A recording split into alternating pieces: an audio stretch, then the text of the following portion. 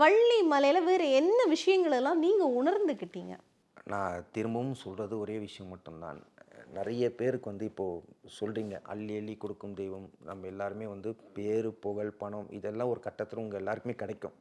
அதே கட்டத்தில் இது எல்லாமே ஒரு நாள் வெறுக்க வரும்.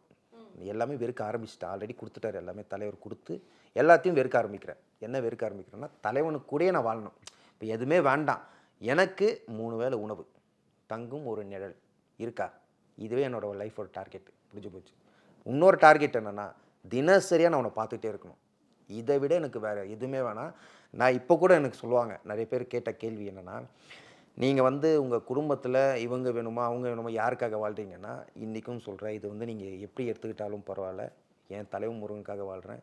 இதனால் உங்கள் குழந்தைங்க வேணுமா, மனைவி வேணுமா, உங்கள் குடும்பத்தினர் வேணுமா, எனக்கு என் தலைவன் முருகன் போதும். ஸ்ரீ கந்தவிலாஸ் விபூதி குங்குமம் மற்றும் ஸ்பெஷல் பஞ்சாமிர்தம். சிவப்பு சிறப்பு.